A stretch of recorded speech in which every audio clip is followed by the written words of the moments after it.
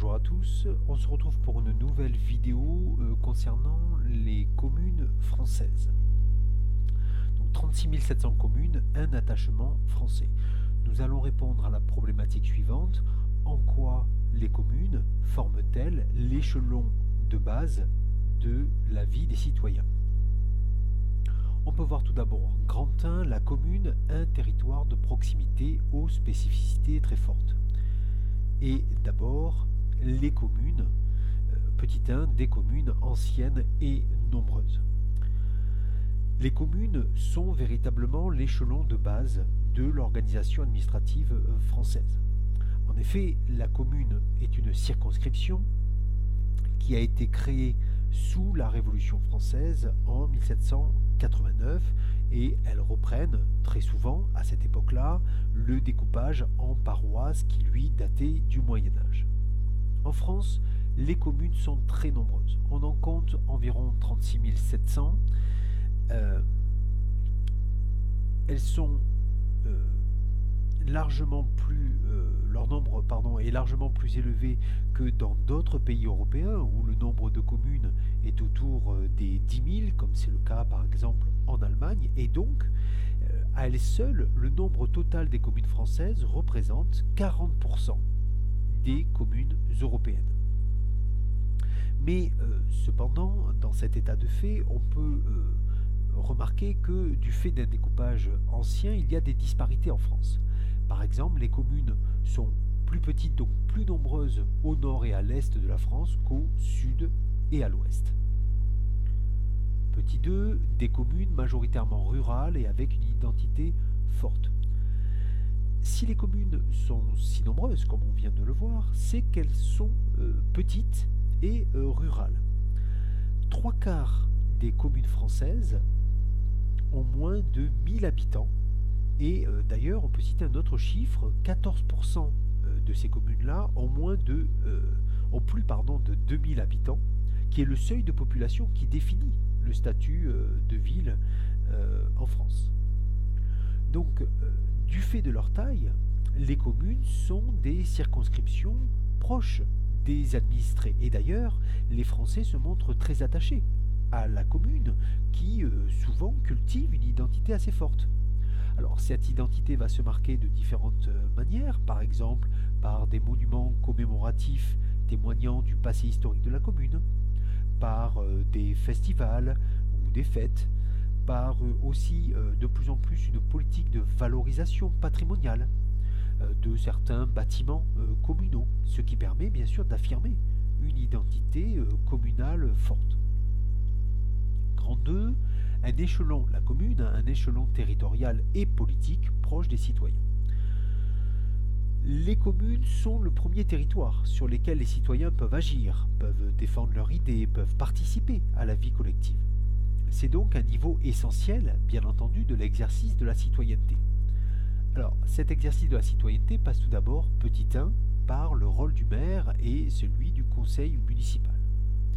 En effet, la commune est dotée d'un conseil municipal qui est élu pour 6 ans au suffrage universel direct, et c'est dans ce conseil municipal qu'ont lieu les débats ou que sont prises les décisions.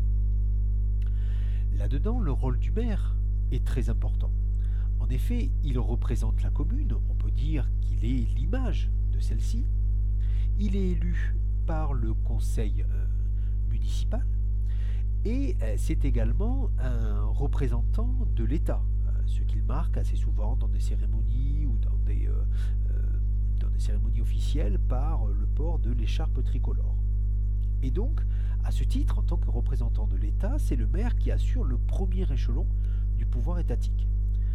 Il a un pouvoir exécutif, puisqu'il est chargé d'exécuter les décisions votées en conseil municipal, et puis plus largement, il a un rôle moteur dans la gestion de la commune, il a un rôle d'initiative, de proposition.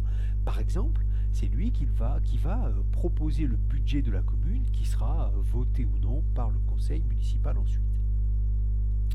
Petit 2, des actions concernant le quotidien des citoyens.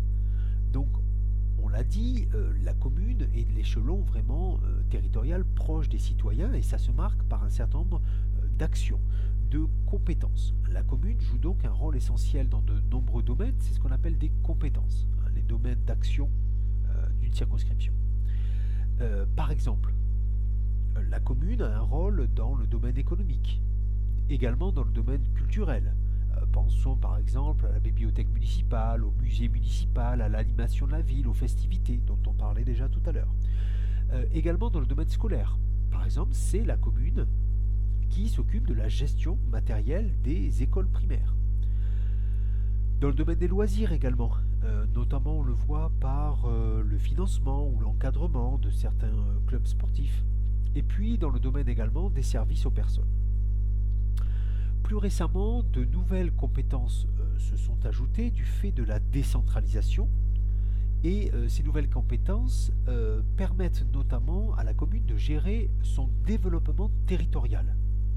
Et par exemple, il est obligatoire pour une commune d'établir un document qu'on appelle le PLU, qui est le plan local d'urbanisme. Vous avez un exemple là sur la vidéo, et qui permet de repérer les zones dangereuses, les zones à développer ou au contraire les zones à préserver, hein, pour les 5 ans à venir. Grand 3, le morcellement géographique, un frein à l'action des communes. Tout d'abord, petit 1, voyons les difficultés des petites communes. On l'a dit, la majorité des communes sont de très petite taille et pourtant les compétences, comme on l'a vu, sont très larges. D'où la difficulté, parfois, de certaines communes de mener des politiques cohérentes. Et ça se voit souvent sur le budget, c'est-à-dire sur l'endettement communal. Or, un débat existe depuis longtemps sur le nombre et sur la taille de communes en France. Certains les trouvent trop nombreuses, donc trop petites pour mener leurs tâches à bien, et il y a eu des tentatives, notamment en 1976 par une loi, pour fusionner certaines communes et ainsi qu'elles soient plus grosses et qu'elles atteignent une taille critique qui leur permet de mener une action. Mais on s'est rendu compte qu'en fait, la plupart des fusions qui avaient été faites ont abouti à de nouvelles séparations parce que les Français sont très attachés à l'échelon communal. Petit 2, l'intérêt de l'intercommunalité. Alors voyons déjà cette notion d'intercommunalité. L'intercommunalité désigne les différentes formes de coopération entre les communes. Alors bien sûr, il s'agit ici de coopération officielle, administrative. Cette intercommunalité permet donc aux communes de mettre en commun des moyens humains et des moyens financiers pour construire un même projet de développement. Ainsi, on le voit, l'intercommunalité est faite de telle sorte qu'elle constitue un moyen pour répondre aux problèmes de l'émiettement territorial des communes, et on constate aussi que c'est un mouvement vers l'intercommunalité qui s'est accéléré depuis les années 90. C'est-à-dire qu'à partir de cette période, on a de plus en plus de communes qui entrent dans des intercommunalités. Alors, quelle est la forme prise par les intercommunalités ?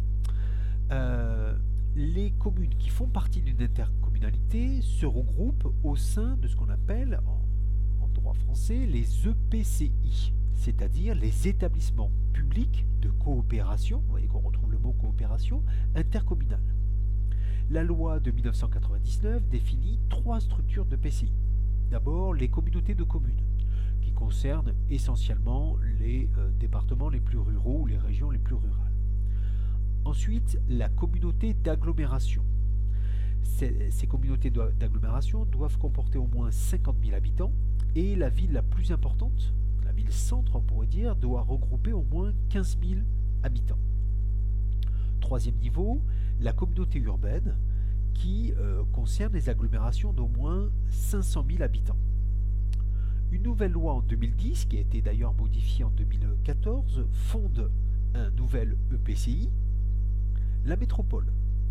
Alors, des communautés urbaines peuvent devenir des métropoles sur la base du volontariat et ces métropoles regroupent les communes mitoyennes. La métropole est une intercommunalité aux compétences véritablement très étendues.